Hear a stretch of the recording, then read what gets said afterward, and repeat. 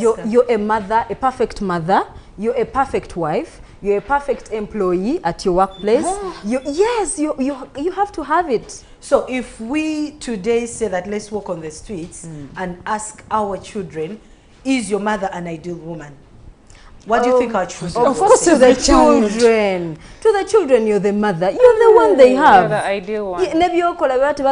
You're the mother. Just like their father is a superhero. Have you ever realized that however imperfect the father is or the man is, children will always respect the man. They will respect their father. Even when you do everything, no handling up, and they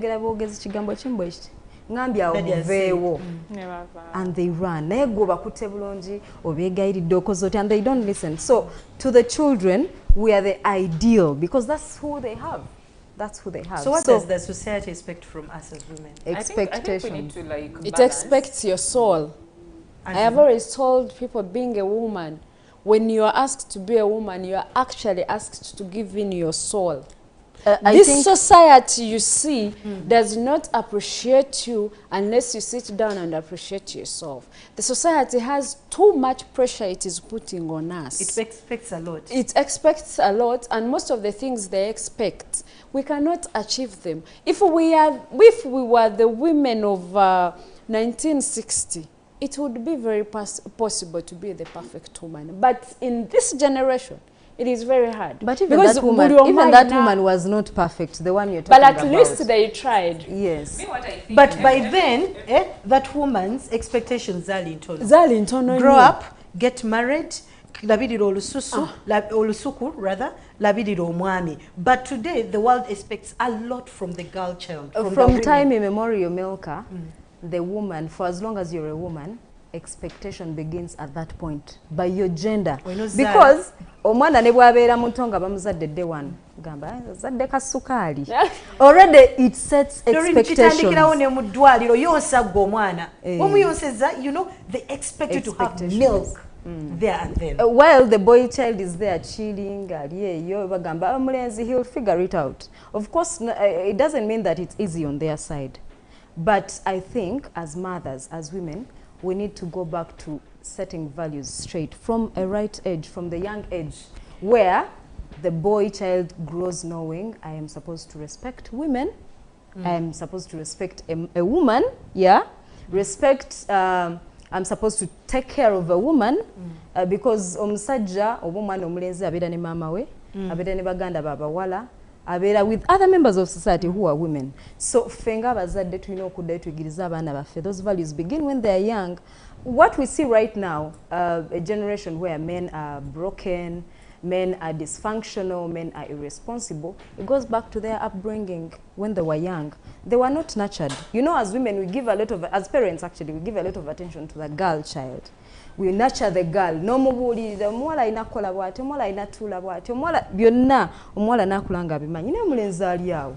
So when this empowered girl meets this boy child or this man who is a grown up now and they are not set in that direction, they are bound to clash.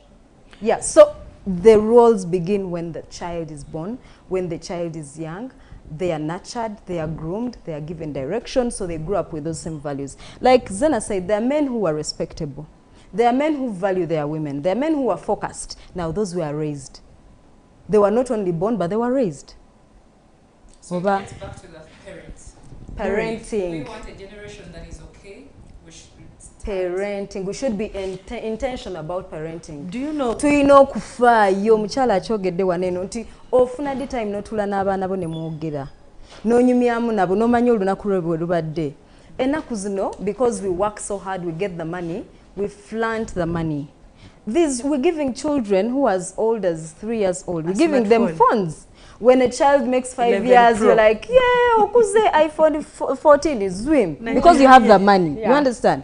Omwana, olwokuba kyayagala kyafuna kimuwerawo. So we're not teaching patience. Those are values. We're not teaching them to be patient. They know they have to get what they want when they want it right away. If you do not give them, the child is going to throw tantrums. And that is the impatience they will take the child is going to make noise and create a scene because you've not taught them these values of patience, of respect. You can't shout at me. You see kids, mutambula mu mall, nosanga omwana ng'agamba mama we, don't talk to me. Nogamba, ne weekangamuko tantrums and we've allowed it and you start bargaining with a kid. Abazadde mugamba abasomesa ku ssomero nze omwana wange bw'asobya tomukuba call me but you know for discipline's sake omwana bw'aba asobezza oba ng'alina kyakoze kyali you have to start it right there you omuzogo ogukugire nga gukyali mutaawo don't give it time. So I think we need to go back to the drawing board, be intentional about being who we want to be. Naye I think n'abasomesa bakitutwala bubi.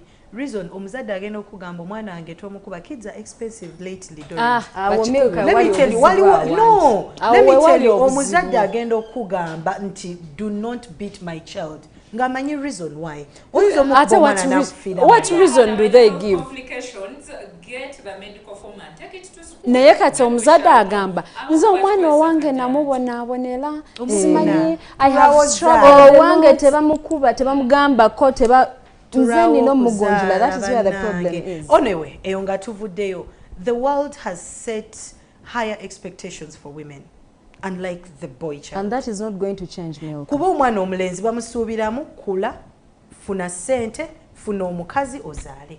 Naye omwana omuwala the expectations are too many. Kati kwotaddeko n'okugenda okukola. How do you expect me to balance all those? No, there are narratives that we shall not change. And as we move on to other centuries to come, we shall even be expected to do more. Because initially our parents,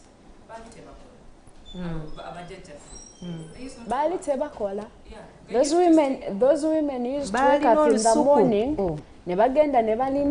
They come back with water. They go collect firewood. And remember, I want you to look at it this way. The generation, trust me, is changed. Yeah, that's true. It is changed. That I agree. That's why I'm telling you, as time moves on, there will be more expectations. Don't even think about it that the time will come and you know they will limit. No, they will keep piling and piling. What you have to do, balance. Just balance and adopt. Ekyo kinzizizaayo abakyala bedda baali balina abayambi bewaka. Babagatangako like ate no kambabuulire abo abakyala be mwogerako sinabadda nnyo. You're talking about the urban setting where you and I are. But in rural settings, mu byalo, women are still there doing these jobs. Omukyala akeera ku makya n'agenda mu nnimiro. Ku makya nno njogera ku ssaawa 12 bagamba ng'emmambya tennasala. Omusana tegunnavaayo ng'ali ku nkumbi alima. Nawesa omwana n'akabala olubimbi n'alumala. Yes, ng'alina okugenda akyaba enku. Enku ezigenda ofumba breakfast. N'agenda n'afuna enku.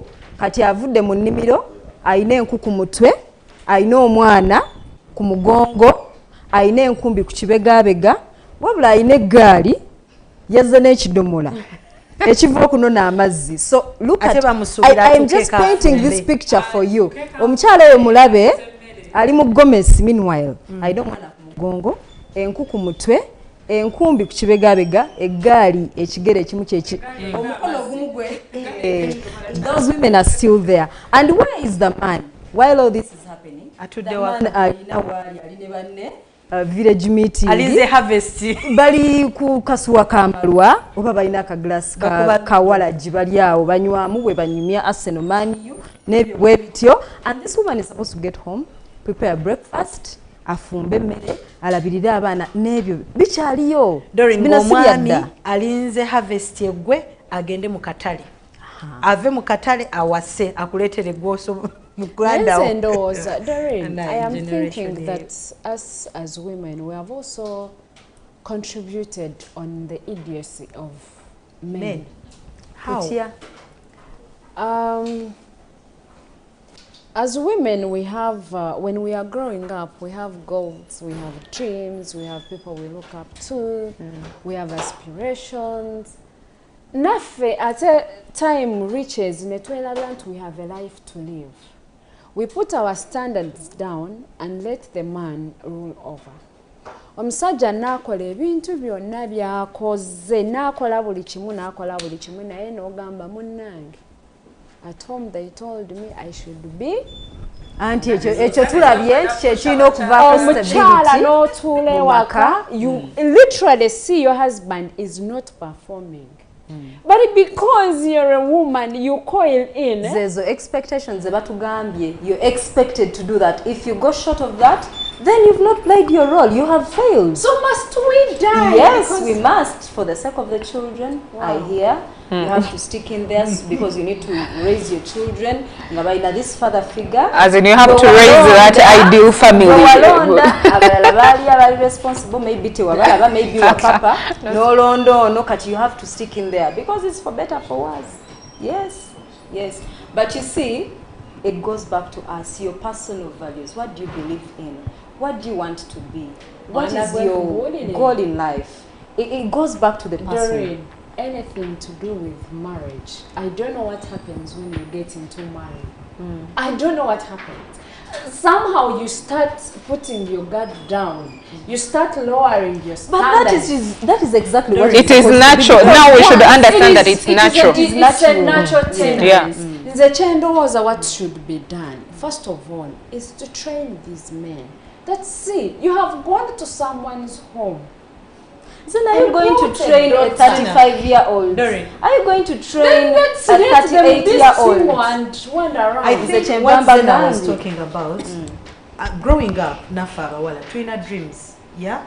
Some of the dreams are like, when I grow up, which man should I get married to? But there are some women, abasuka wonti nasuka ku marriage, nasuka ku bana banazala bameka, nasuka nagenda ku nyumba, nagenda ku business, nagenda ku chi. You understand? Eh? So I'm thinking, as men are also, of course we support their visions. Njo msajja ayinza okusanga. Kuba one of the things that you look into ngwa olimu relationship otegera nti n'omusajja akwagala, I know kubera nga mu vision ze. One way or the other more. Yes. You understand? So I think men are forgetting us. Much as they are working on a faster pace, bandi zeke mabeganabuza na baby wandi oyagala kubachi. Exactly. How can I support you to chase that vision? But you find that most women, like she said, of course you would want to be a homestay mother. Not a disrespecting remark, but those are women that are in visions. Ye kambere mukyala wawaka kanfumbe ndabira abana bange bakulenga ye vision ye bange. But me I think it gets back nga vision ayagala afuke ko speaker, ayagala afuke ko president, ayagala abere ko, you know, it gets back to getting married to your friend. What Madame Kushaba said, there is a book I was reading. Tell that person, sit and talk. Omugambe, you know what, it's this and that. That person will understand if they are your friend. But what happens today, it is the online dating that is on. Omuntu online, omuwereza message, within 1-2 weeks, you guys are having this and that. Do you know there are men that can kill your vision? You people forget that a man's life will never stop. But a woman, the moment you get pregnant, your life stops. That's true. For a full year, not even 1 year, 2 years. We've seen musicians, abamu, not most of them, abamu ngabwazala, you forget her completely. Kubakati abayina okulabirira omwana abatakyasobola kubeera mu studio longer hours, abayina okudewa, because right now, of course, Madame Ashaba tugambye, a woman, ekitiibwa ky'omukyala maka, be in a family, take care of your man and all that. But you find yourself, you have a career that will not wait. That's why there are some politicians who are women that sacrificed. Ngagaba bwayingira mu relationship, I'll be disorganized. Bwazala, I'll be disorganized. And I have a vision. And time is going. For us, we are different from men. Waliwo wotukanga bwotazala, amaso gagenda kukubeerako. But a man has no limitations. There's expectations in a marriage. When two people come together and you get married, all eyes are on the woman. Immediately, Kastemba Gegwa. All eyes on the woman. They're on the woman, but before the introduction and we go to the wedding and all that, can you see? That is why we have that dating period, courtship. That is where now we go wrong. You're just going with someone, tell them, put things right and tell the person, oh Muganda, this is my vision and it's this. Once a man chooses you amongst all the rest women and puts you in his home, you're the best choice. No, that's what women lie to themselves. You're the closest enemy that he has. If you're dating, if you're dating, is yeah, there's that honeymoon period, but then there's what they call reality. Reality kicks in. You get and then reality sets But when you're dating, that's what you're supposed to do. You're supposed to set your goals right. That's you date for how long? For how long do you set? Or rather, I don't. You know, dating has no limits. People can date for years. Others can date for a month or now, whatsoever. You're dating. Remember, each one of you is trying to create an impression on the other. That you're good. You leave your home, come see this guy on a date. You have makeup. You have your best dress on. The etiquette is at its highest. But then now you're living with this man in the house. Now that is reality. You wake up and there's no makeup. Yeah. Yasuze maybe now you're dealing with him right away, right there. But these are things that happen. These are things that happen even back home. Things don't come up. These are things that we have to embrace that happen even back home. Even when you're growing up, you will disagree with your brother. Why? Because you're staying in the same household. Someone told me you guys when you're dating, a whole different Zina, institution. someone told me when you're dating, enjoy the moment. Baja kuterako ya time mitwala asatu. Emotoka full tanker. Enviri okole 1 million. But get married. Start having kids. All that money is diverted. Kati awo chovola babo muva mu reality n'ogenda mu reality ngogamba ono sijja musobola. Kati awo tugamba ng'onoonya omulala. Kati n'ekyo batugambye waneeno nti ne bwakola guma ekyo yagala toyagala guma. Naye ate ndowooza bwekyo batagamba basajja when a woman gets married, her mental stability is dependent on his man, on her man. True. Nti bwe omusajja wange bw'aba tandaze any positivity, ne bwe mbanga nina goals and dreams, they are going to be affected. But this is what auntie, yes, I know. This is what men do not understand. Yabwa akuleta n'akuteeka ewaka. Yamanya ekyo kiwedde. Abamanya ekyo kiwedde n'akuvaako. He doesn't want to listen to you. He doesn't want to support your dreams. He doesn't want to know what hurts you. Naye singa oyo omukyala omulisteninga to the core, I swear marriage would be one of the sweetest. I was watching a clip yesterday. Akubira mukyala we n'amugamba naye kati nakutwala kyo ku ssomero. Osomye, oyina degree, oli lawyer, oyina masters, oyina PhD, you sit at home. You understand? Much as men are chasing their visions, also your wife ayayina ekirooto, yali ayina kyayagala abeereko. Ekyo kyo bwe kigaana, support hers. Okay, mwembi mubeereyo.